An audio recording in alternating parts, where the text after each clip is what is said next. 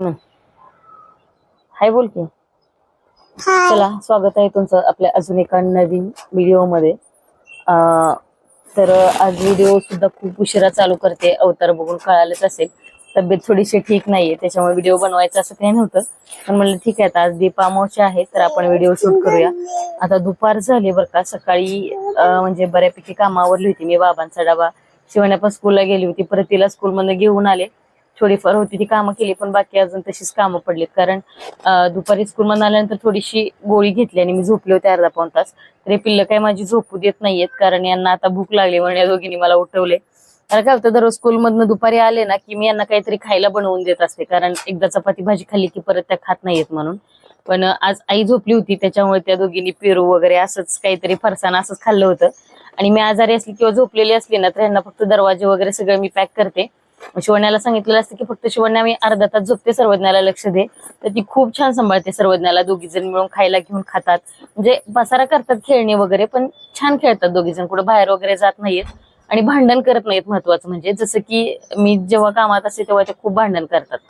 पण असं आई जर आजारी असेल किंवा झोपली असेल, काही सांगितलं असेल, तर त्या दोघीच्या दोघी अजिबात भांडण करत नाहीत. खूप छान मिळून राहतात. म्हणजे यांचं प्रेम बघून ना अक्षरशः असं रडायला येतं की एवढ्या मिळून कशा काय राहतात. पण ते थोड्या वेळापुरतच असतं, जास्त वेळ नसतं त्यांचं.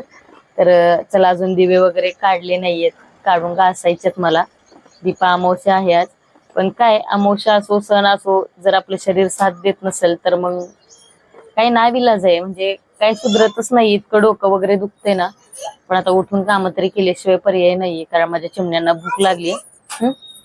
कुठे माहित नाहीये मला. कुठे गेली दीदी? अगो बाई, तुला माहित नाही का कुठे गेले माझं भेटतो? झोपलं तरी कुठे या झोपू देतात. त्या दोघी नाही, सोबतच बसायचं असतं, झोपायचं असतं. नको ना झाड तोडू बट्टे, नको ना.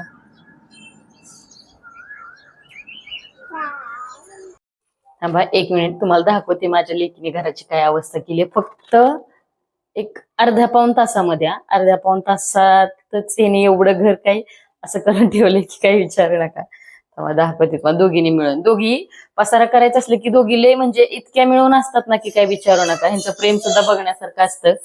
आता घरात पसारा करून झाला. इकडे दाखव बिट्टो. हे बघा, हिनं साडी घातली, ती दाखव. हे बघा, या आईच्या पांढऱ्या ओढण्या घेतल्यात. हिनं घेतली होती आधी सर्वज्ञानं, म्हणून तिनं बी घेतली. तिला नेसव आता. दीदी नेसवते, दे. नेसव ना दीदी, असं नाही करायचं. नेसव दे तिच्याकडे. दे बिट्टू, दीदी नेसवते. नेसव दे. आता मी पटपट आधी तुम्हाला खायला करून देते, पटपट काम आवरते आणि मग तुझा संध्याकाळी अभ्यास घेते. ओके? हा, नेसवते दीदी. नीट नेसव ना दीदी, तुझ्यासारखं नेसव. शानी दीदी माझी, नेसवते शानी. हे बघा, ही खेळणी पसारा काय काय केलंय सगळं. हे बघा, आता हे सगळं आवरून घ्यायचंय मला. बिट्टू माझा, ती नाही बिट्टू, ही बिट्टू ही नेस ना तुझी. नाही, ती दीदीला राहू दे. दीदीची घाण आहे, ती छान आहे तुझी. दीदी घाण आहे ना ग ती. राक्षी, ती घाण आहे. ही तुझी बिट्टू छान आहे, ही नेस. घाणच आहे ती, धुतली नाही मी. सरक, आईनं धुतली नाहीये. हे काम पडल्यात सकाळची, भांडी अजून. तिकडे मशीनचा ढिगारा पडलाय, कपडे लावलेली धुवायच्यात अजून मला. बघू आता, लागते कामाला पटपट पटपट. केलं तर खचून एका तासाभरात सगळी कामं होऊन जातात बरं का. आता काय, लागायला सुरुवात तर करायला पाहिजे. आता कामं तर पडली होती, पण आधी भूक लागली होती. या दोघींना सुद्धा लागली होती आणि मला पण लागली होती. म्हटलं आता पसारा तर इतका पडलाय, काय बनवत बसायला पण वेळ नव्हता आणि भांडी वगैरे पण घासलेली नव्हती. म्हणून पटकन मस्त असा चहा केला. आम्ही तिघींनी छान चहा टोस्ट खाल्लं. कधी तरच खातो, दररोज काही मी यांना चहा वगैरे देत नाही. आणि तो चहा नसतो, त्या फक्त चहाच्या पातेल्यामध्ये दूध ओतून ते विसळून दिलेलं असतं आणि थोडीशी पाहिजे तर वरून साखर टाकते, पण ते दिसायला ते चहा सारखं दिसतं, म्हणजे तसा कलर येतो त्याला. आणि मी तसं देते त्यांना. मग त्यांना असं वाटतं की तो चहाच आहे, म्हणून त्या मग त्याच्यामध्ये फक्त टोस्ट बुडवून खातात. ते पीत नाहीयेत, राहिलेलं टाकूनच द्यावं लागतं. म्हणून मी त्यांना थोडंसंच दिलं होतं. आणि कधीतरी म्हणजे अशी गडबड वगैरे असेल कामाच्या वेळेस तर मी देते त्यांना, असं नाही की देत नाहीये. फक्त बिस्किट फक्त अवॉइड करते. पण हे ज्या डब्यातले बिस्किट दिसतात, तुम्ही म्हणताल आता बिस्किट देत नाही, बिस्किट कुठलं. तर लास्ट सॅटर्डे संडेला घरी पाहुणे आले होते, तर त्यांनी आणलेलं ते बिस्किट होतं आणि यांनी सगळे पुढे फोडून ठेवले होते, म्हणून मी डब्यात ओतून ठेवलेत. आता आणून पण त्याला 15 दिवस झालं, पण ते काही संपायला तयार नाहीये, कारण कोण खातच नाहीये त्याच्यामुळं. आता जाऊ द्या बिस्किटाचा विषय. बाकी पटकन मी हॉल आवरून घेतला. आणि खरंच आपल्याला जर कामाचा एवढा स्पीड असता तर किती बरं झालं असतं ना. आणि लहान बाळ असतील ना तर त्या आईला इतका स्पीड सुद्धा कमी पडतो बरं का, खरं सांगते. कारण ह्या सगळ्या गोष्टी करणं वाटतं तितकं सोपं नसतं. कारण जर घरात मुलं सांभाळायला दुसरं कोण नसेल ना तर आपला पाण्याचा ग्लास सुद्धा उचलून कोणी इकडचा इकडे ठेवत नाहीये. आणि म्हणजे मुलं तर अशी असतात ना की त्यांना सोडून आपण बाथरूमला सुद्धा जाऊ शकत नाही अशी अवस्था असते. खरं सांगते, म्हणजे माझी तर तीच कंडिशन असते की मला तर असं वाटतं की कधी मी बाथरूम मध्ये गेली ना तर ही पोरगी माझी कधी ना बाहेरनं कडी लावून पळून जाईल. कारण बाहेरच्या दरवाजामध्ये सुद्धा ती कधी बाहेर गेली ना तर मला आतच ठेवते आणि बाहेरून कडी लावते. असं करते ती. म्हणजे अशा खोडी तर खूप सगळीच लहान मुलं करत असतात, खोडकर असतात. पण काय आता त्यांच्याकडे लक्ष देत देत बाकीच्या सगळ्या गोष्टी आपल्याला कराव्या लागतात. तर असंच काहीसं. चला आता कपडे पण वाळलेले होते सकाळी, तसे चेअरवर आणून टाकलेले, पटपट पटपट मी घड्या करून घेतले आणि कपाटात ठेवून सुद्धा दिले. ओले टॅवेल होते ते सुद्धा पटकन सुकायला ठेवले. आता देवाची जी भांडी होती म्हणजे समय आरती दीपामावस्या आहे ना तर ती घासून स्वच्छ संध्याकाळी पूजा करावी लागेल, म्हणून मग मी ती सुद्धा काढून आणली. आणि म्हणलं आता अगोदर भांडी घासून घ्यावी आणि मग ती देवाची भांडी घासावी, म्हणजे लागलीच हाताखाली असावी म्हणून पितांबरी वगैरे पण घेऊन ठेवली. तर मग ते काय होतं, 4 वेळा हात पुसा मग ते आणा जावा हे करत बसण्यापेक्षा आपलं एकदाच घेऊन ठेवले की पटपट घासून पण होतं ना.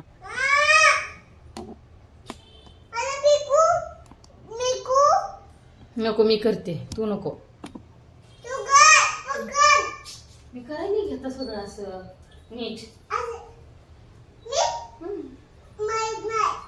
आई ती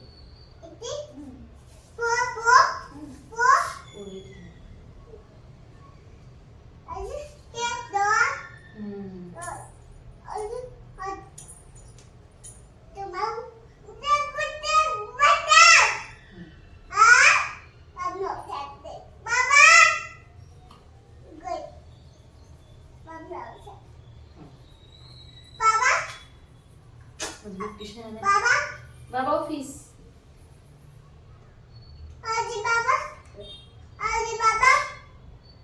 तुझे बाबा ऑफिस.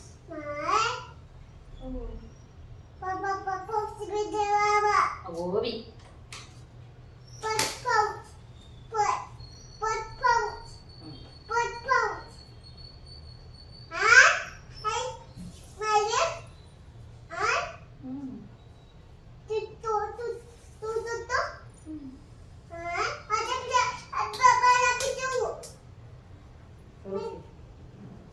मेकअप. दीदीला मेकअप करते घ्यायचं, दीदीला छान येते मेकअप.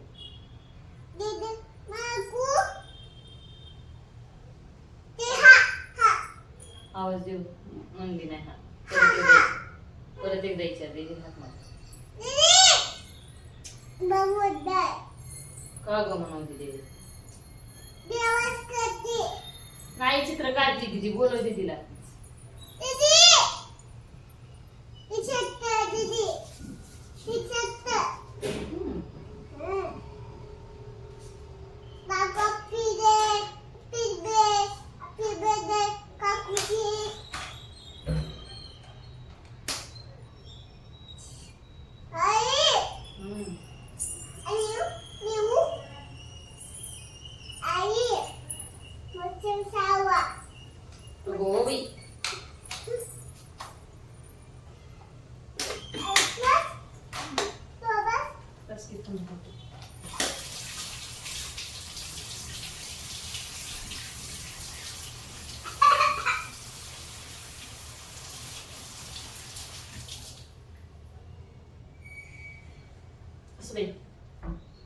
तुम्ही अलीकडे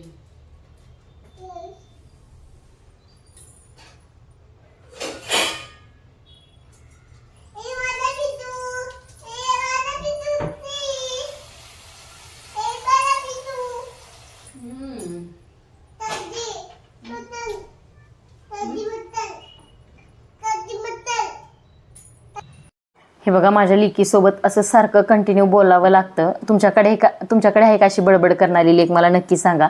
आणि हे आमचं दिवसभर चालू असतं, फक्त झोपल्यावरच तोंड बंद असतं, नाहीतर ही बडबड कंटिन्यू सुरू असते. ती सारखं प्रश्न विचारत असते आणि तिच्या प्रश्नाची उत्तरं सुद्धा द्यावी लागतात. माने आपल्याला कधी कधी वैताग येतो, कंटाळा येतो की ही का बडबड करते, किंवा 17 वेळा एकच प्रश्न विचारतात. पण आपण जितकं त्यांच्याशी बोलेल ना तितकी मुलं हुशार होतात बरं का. असं नाही की एकदाच जरी एक प्रश्न 4 वेळा विचारला तरी 4 वेळा त्यांना उत्तर देण्याची तयारी सुद्धा आपली असायला पाहिजे. ठीक आहे, त्यांचं हे बालपण असतं, थोडे दिवस करतात, नंतर एकदा मोठे झाले की मग ते इतक्या गोष्टी नाही विचारत. पण हे जे दिवस आहेत ना ते पुन्हा येत नाही आहेत बरं का. चला, आता तुमच्याशी बोलत बोलत माझा निम्मा अर्धा स्वयंपाकसुद्धा झाला. तर जे हे होतं ना, दिवे बनवले होते ना ते सुद्धा छान उकडवून घेतले मी. आता थंड झालेत, देवाच्या ताटामध्ये काढून घेतल्यात आणि जितक्या वाती लागणार होत्या ना सगळ्या वाती मी तुपामध्ये भिजवून घेतल्यात. त्या समया वगैरे सुद्धा मस्त अशा पितांबरीनं घासून पुसून वाळवून घेतल्यात. कसल्या भारी चमकत आहेत बघा. आता या माझ्या लग्नातले गेली 10 वर्ष झालं मी या वापरते. आरत्यासुद्धा त्याच आहेत, पण व्यवस्थित जर आपण ठेवल्या ना काही गोष्टी तर खरंच त्या छान राहतात आणि टिकतात सुद्धा बरं का. तर आज ना तुपाची जी वात असते ना तर ती लावायची असते, म्हणून मी आज तुपाची वात लावते. आणि आज हे जे सगळं करण्याचा नंबर होता ना आमच्या बाबांकडे होता. आता मी इथं व्हिडिओमध्ये काय सांगते मला नक्की कमेंट करून सांगा. तर मी त्यांना सांगत होते की बाबा हे इथला दिवा इथं, तिथला दिवा तिथं, हे असं असं ठेवा असं सांगत होते त्यांना. म्हणजे काय होतं, ह्यांना पण त्या गोष्टींची सवय असायला पाहिजे म्हणून. तसं तर देवपूजा वगैरे ते करतात बरं का, पण आज मुलींचं औक्षण करायला सुद्धा मी यांना सांगत होते इथं. पण ह्यांचं म्हणणं की आता तू व्हिडिओ घेते आणि मला देवाचं करायला सांगते, तर मग मी असले नाईट कपडे घातले तर कसं. ठीक आहे, असं ते चालतात नाईट कपडे, एवढे काही नाही आहे असं मी त्यांना सांगत होते. आणि एक गोष्ट 2दा सांगावी लागते बाबांनाच्या, तेव्हा कुठं ते जाऊन लक्षात येतं. म्हणजे मला यांचं इतकं हसायला येत होतं ना की काही सांगू नका. पण मी जसं सांगितलं तसं केलं बरं का आमच्या बाबांनी. आणि मी त्यांच्या मागं की बाबा मी सांगितले तसे करतात का नाही म्हणून. कारण काही गोष्टी कसं सवय नसते ना त्यामुळे लक्षात राहत नाही आहेत. पण सांगितलं तर माणसं करू शकतात बरं का, असं नाही की करत नाही आहेत. आणि ह्या जर गोष्टी घरातल्या करत्या पुरुषाने केल्या ना तर त्याचा लाभ आणखीनच जास्त होतो. कारण देवपूजा वगैरे असेल ना तर कसं सकाळी ते ऑफिसला जातात त्याच्यामुळे सगळ्या गोष्टी शक्य होतील असं नाही, पण जेवढ्या होतील तेवढ्या तर ते नक्कीच करतात. त्याच्यानंतर सगळ्यांनी देवाला छान असं दंडवत करून घेतलं. आणि आज आमच्या चिमण्यांचं औक्षण आमच्या बाबांकडं होतं. बाबा छान त्यांना औक्षण करत होते आणि मस्त हळदी कुंकू लावून त्यांना गंधाक्षदा वगैरे केलं आणि छान असं औक्षण करून घेतलं. तर माझ्या बच्चूला वाटत होते की माझा बर्थडे आज, म्हणजे औक्षण करणार म्हणजे बर्थडे आहे. छान कणकेचे दिवे वगैरे करून घेतले होते. 5 दिव्यांनी दोघींना छान असं औक्षण करून घेतलं. कारण ही जी दीपामावशी असते ना तर ते लहान मुलांना ओवाळल्यानंतर त्यांचं दीर्घायुष्य वाढतं, मुलं निरोगी राहतात, अशी पूर्वीची म्हण आहे. आताचं काही एवढं काही माहीत नाही आहे, कारण सायन्स खूप पुढे गेले. या गोष्टी काही जण फॉलो करतात किंवा काही जण करत नाही आहेत. पण जर करत नसाल तर नक्की करत चला, कारण आपले पूर्वज जे सांगत होते त्यातसुद्धा काहीतरी सायन्सच होतं, म्हणूनच ते आपल्याला सांगायचे. तर छान असं दोघींचं औक्षण करून घेतलं.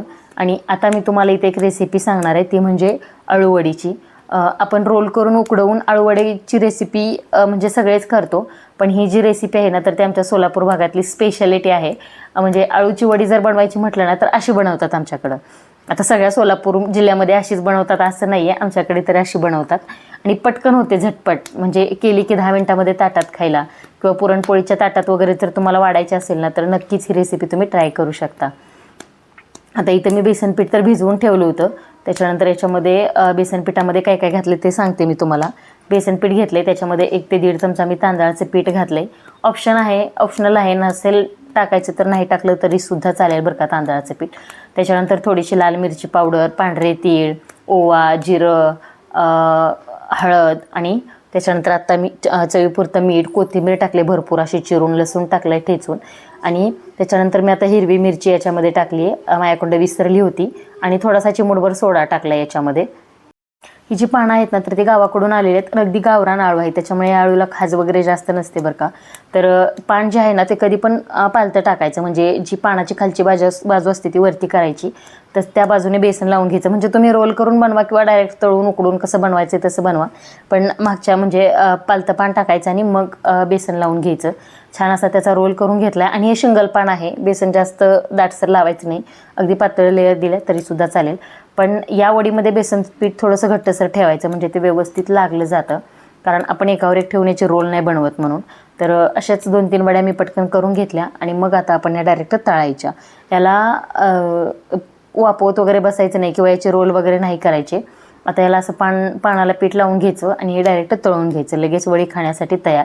आणि खरं सांगते खूप छान टेस्टी 1 नंबर चव लागते बरं का वड्यांची. आता माझ्याकडे छोटी कढई होती आणि मी तेलसुद्धा थोडं टाकलं होतं, म्हणून मी पानामधून कट करून घेतले. आणि म्हणलं आतपर्यंत छान तळल्यासुद्धा जातील म्हणून. आणि शक्यतो मी तळणीसाठी जर तेल आहे ना तर ते थोडंसं कमीच कमीच वापरते, कारण ते तेल आपण जास्त परत कशाला नाही यूज करत, फक्त चपातीसाठी यूज करू शकतो, भाजीसाठी नाही. आणि एकतर असं वातावरण खराब आहे त्याच्यामध्ये मग असं तळलेलं तेल जास्त दिवस खाणं ते सुद्धा बरोबर नाही वाटत. आणि तुम्ही कितीही ब्रँडचं कुठलंही तेल घेतलं तरी तळलेल्या तेलाचा नंतर म्हणजे तुम्ही जास्त दिवस जर ठेवलं तर त्याचा एक वेगळाच उग्र वास येतो बरं का. आणि ते तेल खाण्यायोग्य सुद्धा राहत नाही आहे. म्हणून थोडं कमी प्रमाणात टाकायचं. थोडं थोडं तळा पण कमी प्रमाणामध्ये तेल वापरा. तर इथं अळूवड्यासुद्धा माझ्या छान सगळ्या अशा मस्त तळून झाल्या होत्या. आता तुम्ही म्हणाल्या करपल्यात, तर नाही, एकदम मस्त अशा कुरकुरीत तळून घेतल्यात. तुम्हीसुद्धा ही आमच्याकडची सोलापुरी स्पेशल अळूवडी नक्की ट्राय करा. 10 ते 15 मिनटामध्ये रेसिपी तयार होते आणि तुम्हालासुद्धा नक्की आवडेल बरं का. तर बाबू रडत होता बड्डे म्हणून, मग तिच्यासाठी छोटासा केक आणला होता. दोघी मस्त केक एन्जॉय करत होत्या. आणि कधी तरच आणतो आम्ही, प्युअर व्हेजिटेरियन आहे त्यामुळे केकसुद्धा व्हेजच आहेत. तर ही जी तव्यातली आमटी दिसते ना, तर ते मी कांदवणी केले. तर कांद्याची आमटी कुणाला जर आवडत असेल किंवा कोणी कधी खाल्ली असेल तर आम्हाला नक्की सांगा. ती पण लोखंडाच्या तव्यामध्ये भाकरी झाल्यानंतर. त्याच्यानंतर छान असा देवाला उपार वगैरे झाकून घेतला आणि आम्हीसुद्धा जेवायला बसलो. मस्त असं सगळ्यांनी जेवण केलं. दादासुद्धा आला होता. चला, या दीपामावश्याचा व्हिडिओ तुम्हाला कसा वाटला नक्की